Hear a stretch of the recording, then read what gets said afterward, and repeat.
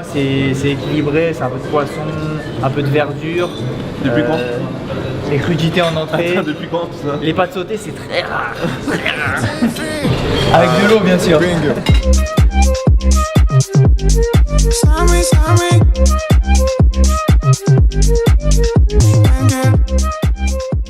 Et bienvenue dans la quotidienne, salut tout le monde, j'espère que vous allez bien. Pas de match hier, pas de match aujourd'hui, mon gars Clément, la vie elle a plus aucun sens. Je suis dépité. On s'ennuie, heureusement, pour s'occuper, on a regardé ce que mangent les bleus à la cantine le midi, on a regardé ce qu'ils mangeaient pour avoir un corps de rêve, un peu comme moi. Salade mix, crudité et différentes compositions. Menu pour moi aujourd'hui, ça va être très léger ce midi. Parce qu'hier soir, il y a une petite barbette quand même.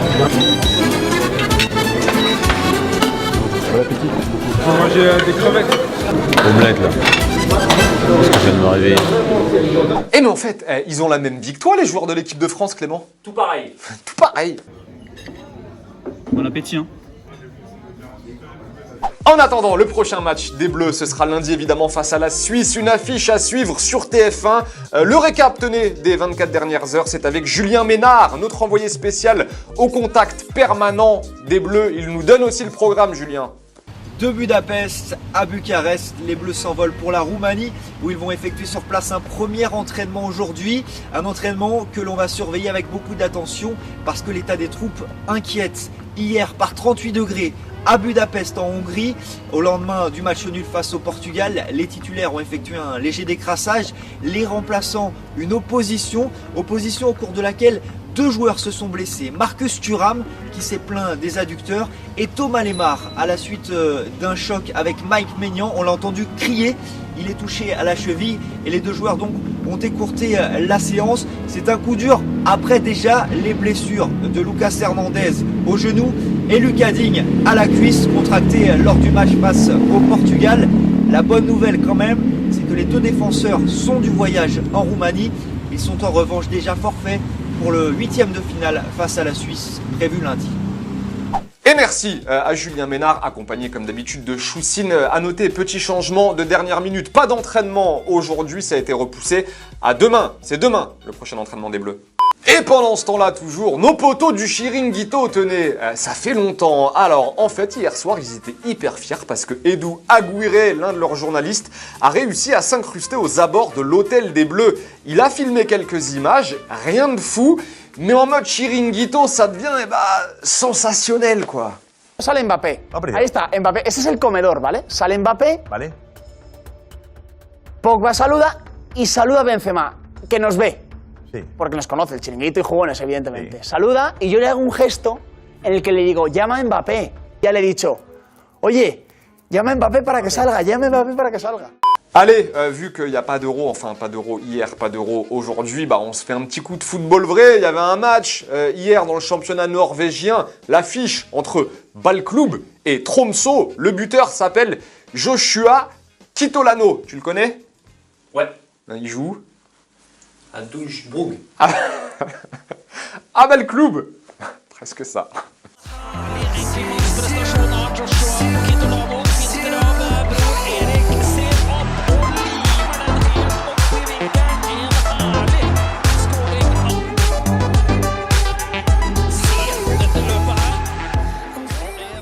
Et dans l'actualité hors bleu, tenez, Florentino Pérez, le président du Real, a accordé hier une interview à la radio Onda Cero. Il a évoqué notamment le cas de Zinedine Zidane, qui n'est plus l'entraîneur du Real Madrid. Regardez ce qu'il déclare, Florentino Pérez. Je l'aime toujours autant. Si ça ne tenait qu'à moi, je voudrais qu'il soit à nouveau l'entraîneur du Real Madrid. Bon, ça, ok. Mais derrière, il enchaîne, il dit « Mais il a envie de diriger l'équipe de France, notamment. » Voilà. Bon, on s'en doute que ça arrivera un jour, Zidane à la tête des Bleus, mais le président du Real qui te dit que son entraîneur veut entraîner les Bleus, ça c'est solide quand même. Et sinon, on l'a appris aussi hier dans un communiqué, l'UEFA a déclaré qu'elle mettait fin à la règle du but à l'extérieur dans ses compétitions européennes, notamment la Ligue des Champions et l'Europa League. Rendez-vous compte, cette règle était en place depuis 1965 et désormais, s'il y a égalité parfaite sur les deux matchs, ça se réglera en prolongation, voire au tir au but. Petite question du jour, les potos. Êtes-vous d'accord, êtes-vous content de ce changement de règle, de la fin du but à l'extérieur, ou pour vous, il fallait absolument le garder? Dites-nous tout, 2 commentaires sélectionnés demain. Allez, les 2 petits commentaires sélectionnés en réponse à la question d'hier. Qui pour jouer à gauche? Vous demandez Licia. Gabriel, il a trouvé Rabiot pas mal, même si pour toi, défensivement, ça peut être chaud. Il a tenu le poste face au Portugal, il a fait le job.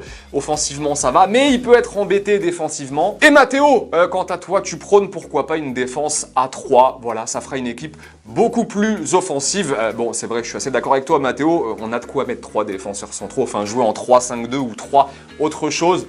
Bref, merci pour votre participation les amis. Et avant de nous dire au revoir, tenez, n'hésitez pas à aller jeter un petit coup d'œil si ça vous intéresse sur notre chaîne. L'interview réalisée par Clément avec l'ami VG Dream. C'était bien Clément cette petite interview? Très bien. Bon, vous avez évoqué l'étiquette notamment qui lui colle à la peau à VG Dream depuis 2018 et ce fameux titre, Ramener la coupe à la maison. Extrait. VG, est-ce que toi t'en as marre que beaucoup associent cette image de VG avec ce morceau? T'as envie qu'on passe à autre chose aussi? Non, c'est impossible ça. Ça fait partie de l'histoire. C'est la chose la plus magique qui m'est arrivée. C'est pas possible en fait. Voilà, dans 20 ans, dans 30 ans. Ouais, ça fait 3 ans que c'est passé et c'est toujours... à chaque fois qu'on se rapproche d'une compétition, il y a ce truc là. Ça fait partie du jeu en vérité. Tu vois. Moi je le vis bien, je le vis pas en mode ah j'en peux plus, vous me parlez de... Non, je le vis bien. C'est un truc magique. Et d'en faire un deuxième comme ça, c'est soit je reste une légende, tu vois, soit je reste une légende. Ça passe ou ça casse comme tu l'as dit. Soit je refais un truc et on tue la légende. Allez, l'interview complète c'est à retrouver sur notre chaîne YouTube. En attendant, avant de nous dire au revoir, n'oubliez pas le maillot des Bleus, dédicacé toujours à gagner dans la quotidienne. On laisse traîner ça, et oui, le nom du gagnant ou de la gagnante, c'est bientôt dans la quotidienne. En attendant, bye bye en images et en musique. Et à très vite les potos, salut.